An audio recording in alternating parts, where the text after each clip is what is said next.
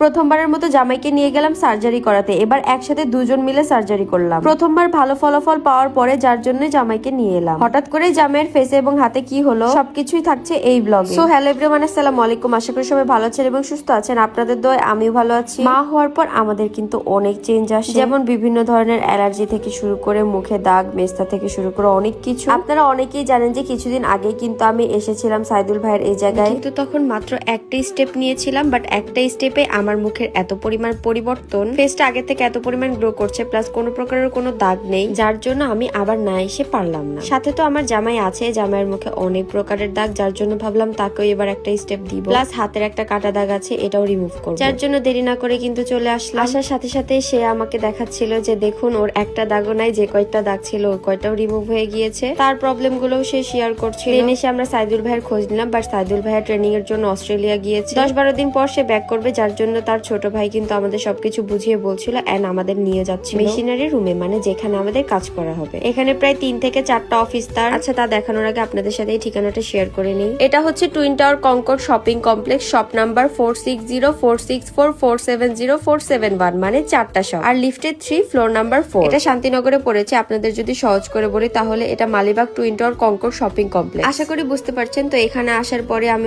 প্রস্তুতি নিচ্ছিলাম। আর সত্য কথা বলতে আমার এত মেশিন দেখে অনেক বেশি ভয় পাই। বলতে গেলে আমি একটু ভীতু। আমি যখন অপারেশন করেছি তখন আমার অনেক বেশি ভয় লেগেছে। আমি জীবনে 2বারে অপারেশন রুমে গিয়েছি। আর আপনাদেরকে আরো একটা গুড নিউজ দিই, সেটা হচ্ছে আপনারা মনে করছেন যে স্টেপ বাই স্টেপ, তার মানে হয়তো প্রতি স্টেপে তাদের অ্যামাউন্ট দিতে হয়। আসলে তা কিন্তু না, তাদের ফার্স্ট স্টেপে কিন্তু অ্যামাউন্টটা নিয়ে নেয়। 3-4 বার স্টেপ গুলো নিতে হয়, যার জন্য কিন্তু কোনো প্রকার অ্যামাউন্ট দিতে হয় না। এই যে দেখতেই পাচ্ছেন, এবার কিন্তু তোহার হাতের কাটা দাগ রিমুভ করতে হবে, যার জন্য ফার্স্ট স্টেপ আমরা আজকে নিয়ে নিলাম। এখানে কাটা দাগ, দেন ট্যাটু রিমুভ করা, প্লাস মেস্তার দাগ, শরীরের যে কোনো স্থানের দাগ কিন্তু তারা দূর করে। এটা হচ্ছে মেশিনারির মাধ্যমে। তোহা আসলে অল্প ব্যথা পেয়েছে, বাট ফার্স্টে অনেক বেশি ঘাবড়ে গিয়েছিল। আপনারা আবার ভিডিও দেখে ঘাবড়াবেন না, কজ এটা একদম পিঁপড়ার মতো ব্যথা লাগে। এই যে দেখতেই পাচ্ছেন তোহা হাসতেছে, আসলে তেমন একটা ব্যথা লাগে না। এটা হচ্ছে মেশিনারির মাধ্যমে 3-4 বার স্টেপ দিলেই কিন্তু এই কাটা দাগ রিমুভ হয়ে যাবে। আসলে এই দাগের কারণে বিভিন্ন জায়গায় জব পেতে কিন্তু অনেক বেশি প্রবলেম হয়, বিশেষ করে গভর্নমেন্ট জব। এই যে মেশিন দিয়ে কিছু কাজ করার পর সুন্দর মতো কিন্তু তারা ব্যান্ডেজ করায় দেয়। যেমন শরীরের স্থান কেটে গেলে কিন্তু অনেক বেশি ব্যথা লাগে, কিন্তু যখন আমরা রিমুভ করতে যাই তখন একটু হলেও তো পিঁপড়া ব্যথা লাগবে, এটাই স্বাভাবিক। বাট যখন কাটবেন তখন তার থেকে কমই ব্যথা লাগবে, সমস্যা নাই। দেখতেই পাচ্ছেন এরকম ভাবে ব্যান্ডেজ করে দিবে। এখন আমি আপনাদেরকে আমার ফেসটা দেখাই। দেখুন ফেসে কোনো প্রকারের কোনো ধরনের দাগ নেই। এই যে আমি একটু মন খারাপ করছিলাম, বাট তারা আমাকে সবাই বোঝাচ্ছিল এখানে কোনো প্রকারের কোনো ব্যথা পাবেন না। এর আগের বার করেছেন, আবার এখন কেন করতে ভয় পাচ্ছেন? যত যাই হোক, আমি মেশিন দেখে একটু ভয় পাই, যার জন্য এমন করছিলাম। আসলে তেমন কোনো ব্যথাই লাগে না। আমি আপনাদেরকে বলি আসলে এটা কেমন লাগে। এটা আসলে একটা জেল দিয়ে তারপর মেশিনটা ইউজ করা হয়।